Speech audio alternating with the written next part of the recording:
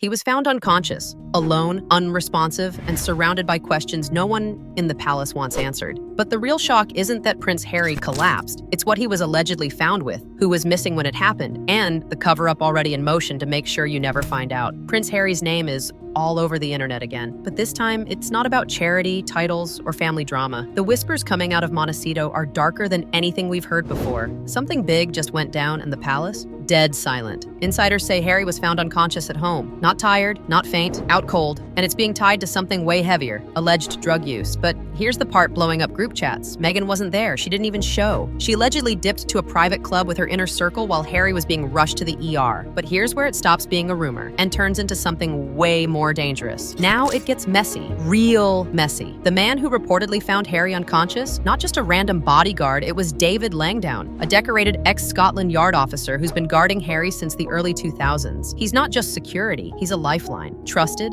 battle-tested, and handpicked by the Queen herself. Most viewers forget to subscribe. Over 98% actually. If this story meant something to you, fix that. Click the subscribe button. His job? Keep Harry alive. And this time, he might have actually saved his life. Drug rumors? Sure, they've followed Harry for years, but this isn't the same whispered scandal from Vegas or teenage headlines. This has a different smell, a darker edge, and the deeper you dig, the worse it gets. Fair amount of drugs, marijuana, magic mushrooms, cocaine. I mean, that's gonna surprise people. But important to acknowledge. That shouldn't affect him too much, but it just shows he's a very stupid man. Because there's so many instances. I mean, one of the things that he's been complaining about— magic mushrooms in California. You idiot. This wasn't a party gone wrong. It wasn't some Vegas flashback or drunken mistake. This was full-on collapse, unconscious, unresponsive, and rushed to the hospital in an emergency dash through California streets. He didn't just black out. He reportedly spent hours in recovery before even stabilizing.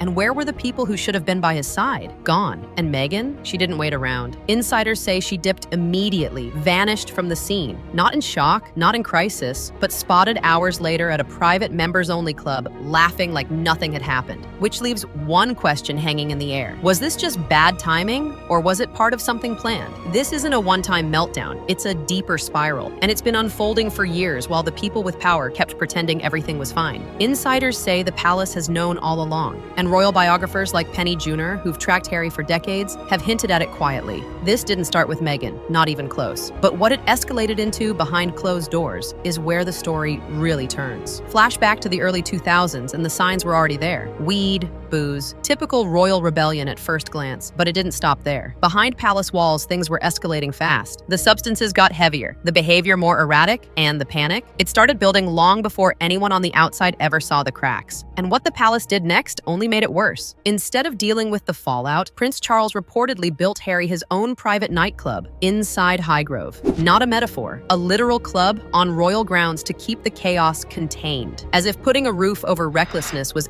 ever going to fix the storm brewing underneath. But what happened inside those walls? That's where things get even harder to explain, because now older stories are resurfacing, and they're way past teen rebellion. One report from 2007 claims Harry wasn't just drinking vodka. He was snorting it. Not a joke, not a dare. Snorting it. Medical experts say that bypasses the liver entirely, sending the alcohol straight to the brain. It's risky, reckless, and potentially fatal. But it wasn't the last time Harry made headlines for what he tried to keep hidden. Back then, the media barely touched it. The story was toxic, but it didn't spread. Why? Because the one outlet that dared, News of the World, got shut down in a completely different scandal. The rest of the press? Silent. Stories disappeared, headlines softened, and the public never got the full picture. But now, those buried reports are crawling back up. And Meghan's name? It keeps circling through the chaos, just not how her team wants it. Sources say she's known about Harry's drug issues for years. Some claim she didn't just look the other way, she leaned in. Allegedly, she used drugs to keep control, keeping Harry dazed, dependent, and easier to manage while she shaped the story. And if that's true, what else has she kept quiet? It sounds extreme, but this isn't coming out of thin air. What's throwing gasoline on the whole situation is Meghan's past. Long before she wore the crown or stepped into the spotlight as Duchess of Sussex, she had a name in Hollywood circles. And it wasn't about her acting. It was about the company she kept, the scenes she moved in, and the things whispered behind closed doors. And one story from her past keeps getting louder. If you're still watching, this channel was made for you. Go ahead and hit subscribe. We get into the stuff most won't. Back at her first wedding in Jamaica, guests say the party wasn't just wild, it was curated. Sources claim she handed out gift bags with hand-rolled joints, prepped by Meghan herself. herself. Some guests allegedly didn't even realize what they were carrying until they landed back in the US, putting them at serious legal risk. And if that's what she was comfortable doing at a wedding, what was happening when no one was watching? And then there's Doria, Meghan's mother. Insiders say she's not just a yoga-loving public face. Behind the calm exterior, whispers suggest ties to California's underworld and a past connected to circles that don't play clean. True or not, the narrative behind the scenes is clear. The Markle women know where to find what they need and exactly how to keep people in check. But it's who they're allegedly controlling that's raising the stakes fast. Because the theory doesn't stop at silence. It's not that Meghan simply ignores Harry's addictions. Some say she weaponizes them. Allegedly, she uses his dependency as a way to keep him docile, loyal, and too fogged out to push back. And if that's the truth, then Harry may not just be in danger, he may be trapped. This story doesn't stop with Meghan. What really hits hardest is how many people knew. Royal insiders, longtime aides, even seasoned reporters. They watched Harry spiral, saw the outbursts, the drug-fueled rants,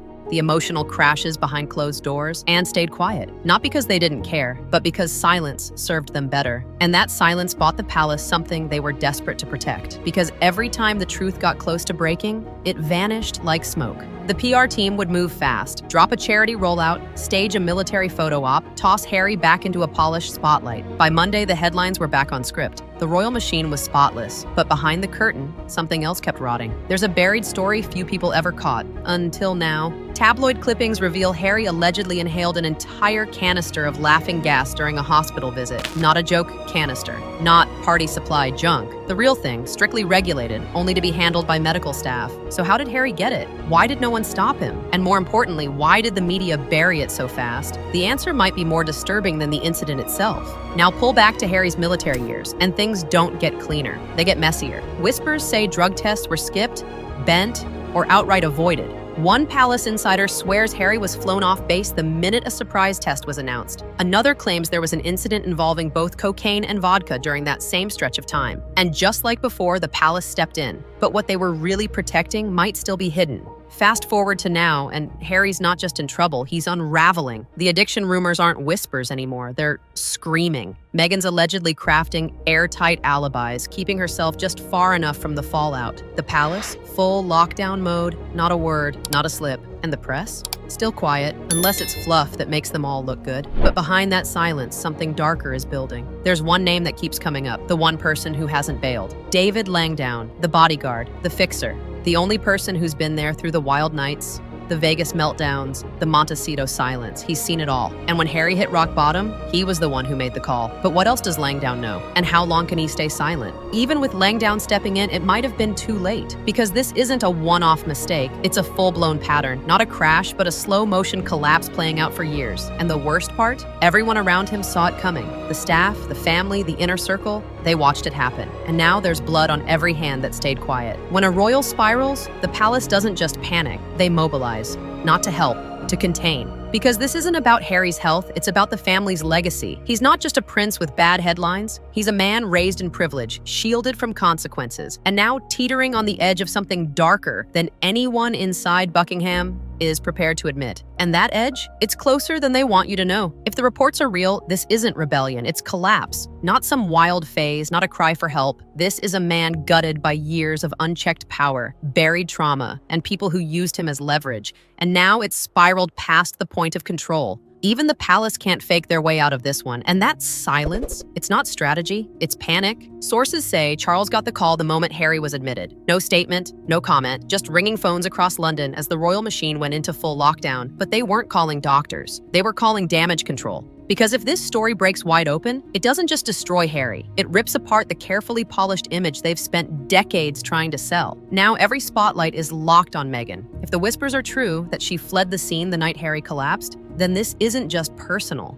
it's political. Inside the palace, silence isn't forgiveness, it's fury. Her absence wasn't a misstep. It looked strategic, cold, calculated. And the people watching, they're not just confused, they're livid. Insiders keep using one word, alibi. Meghan didn't disappear, she repositioned. She allegedly made sure she was seen at a private club that night, laughing, relaxed, untouched by chaos, not panic, optics. Because now that Harry's name is glued to addiction and emergency headlines, her timing doesn't just look off, it looks planned. And the questions circling her, they're just getting louder. The tone inside royal circles has shifted, and fast. Harry's no longer the biggest concern. It's Meghan. Her background, her behavior, and her growing influence over Harry aren't being brushed off as tabloid noise anymore. Senior officials are now digging deep, retracing the last 5 years and trying to separate coincidence from intention. And the more they dig, the more unsettling the pattern starts to look. The questions are getting sharper. Did Meghan supply the drugs? Did she isolate Harry on purpose? Did she create a world that kept him dependent on her and her alone? Palace insiders are connecting dots that were once ignored. And suddenly what looked like emotional chaos is being examined as something far more controlled. But Meghan might not be the only one they're looking at. Doria, quiet, polished, always in the background, is now part of the conversation. She's rarely in public, never gives interviews, but sources say she's been more involved than most people realize. And if access to drugs played a role in Harry's collapse, there are whispers that Doria may have been a bridge, not a bystander. Nothing's confirmed. But behind closed doors, the legal teams aren't prepping for scandal control. They're bracing for a full-blown eruption. If it ever comes out that Meghan played even the smallest role in Harry's collapse, the palace won't protect her. Not this time. That wall of silence they've always maintained, cracking. Because even they know this isn't about spin anymore. It's about survival. And Meghan's position in the royal system has never been more unstable. But strip away the headlines and the finger-pointing, and one truth stays standing. Harry is not okay. Whether it started with grief, guilt, or decades of pressure, he's a man unraveling under the weight of everything he was never allowed to say out loud. His pain has been monetized, turned into shows, books, and branded content. But behind the money and the microphones, he's still bleeding. And that's what makes this story dangerous. Because Harry was never just a rebellious royal. He was a kid handed a legacy built on silence, a life that valued image more than healing. And now, all that unspoken damage, it's no longer hiding. It's about to hit the crown where it hurts most.